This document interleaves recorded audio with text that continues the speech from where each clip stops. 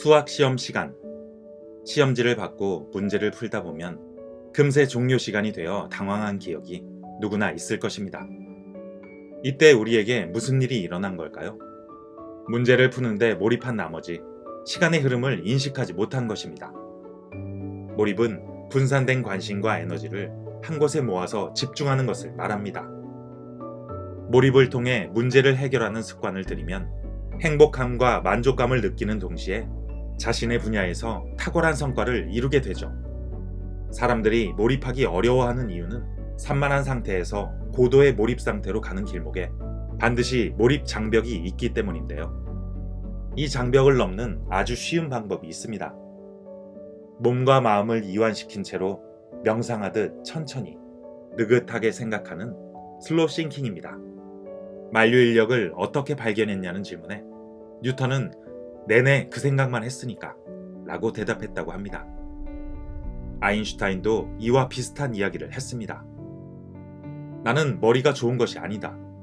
단지 문제가 있을 때 남들보다 더 오래 생각할 뿐이다. 여기서 우리는 천재성의 비밀을 엿볼 수 있습니다.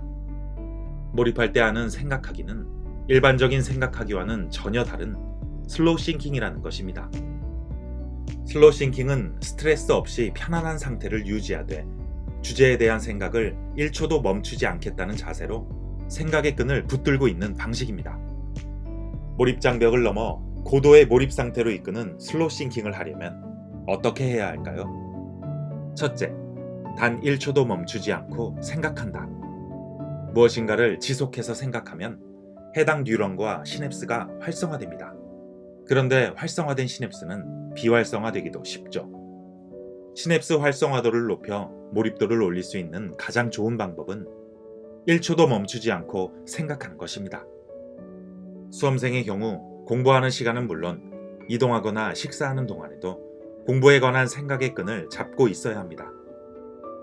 집중하던 주제가 머리를 떠나는 것 같으면 재빨리 다시 붙잡는 과정을 반복하는 것입니다.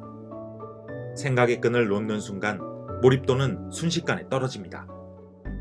둘째, 선잠을 활용한다. 우리 뇌는 기억을 저장하기도 하고 인출하기도 합니다. 영단어를 암기하는 것은 기억을 저장하는 것이고 문제를 풀거나 아이디어를 내는 것은 인출하는 것이죠.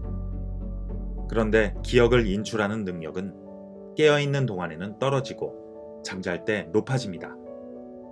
한 독일의 심리학자가 성인 24명을 두 그룹으로 나누어 15쌍의 그림카드를 보여주고 40분 뒤 그림을 얼마나 기억하는지 테스트했는데요. 계속 깨어있던 A그룹은 평균 60%를 기억했지만 20분간 얕은 낮잠을 잔 B그룹은 85%를 기억했습니다. 뇌의 단기 기억에 계속 정보를 저장하기보다는 선잠을 통해 장기 기억으로 옮겨 놓으면 뇌의 부담을 줄이고 효과적으로 기억하게 됩니다. 따라서 슬로우 싱킹의 효과를 극대화하려면 선잠을 활용해야 합니다. 선잠이 슬로우 싱킹의 핵심이라고 봐도 좋습니다. 셋째, 포스트잇을 활용한다. 현실적으로 학교나 직장을 다니면서 1초도 멈추지 않고 생각을 이어가는 강한 몰입을 실천하기란 불가능에 가깝습니다. 특히 직장인은 수시로 처리할 잡무와 회의 등으로 슬로우 싱킹을 지속하기 어렵죠. 이때 활용하면 좋은 것이 바로 포스트잇입니다. 수시로 잡념이 끼어들 때 이를 알아채고 다시 생각으로 되돌아가기 위해 눈에 띄는 곳마다 포스트잇을 붙여두는 것입니다. 전공이 나와 안 맞는 것 같아요. 지금 하는 일이 너무 재미없고 지긋지긋해요. 이런 생각을 하고 있다면 딱 한 달만 지금 하는 일에 목숨을 걸다시피 몰입해 볼 것을 권합니다. 어떤 일이든 완전히 몰입한다면 해야만 하는 일을 좋아하는 일로 바꿀 수 있을 것입니다. 대한민국의 몰입 열풍을 몰고 온 황농문 박사의 신작 슬로우 싱킹을 소개합니다. 좀처럼 한 가지에 집중하기 어렵다면, 산만함, 스트레스, 불안함, 번아웃에 시달린다면 생각의 질을 높이는 슬로우 싱킹으로 생각의 습관을 재정비해보세요.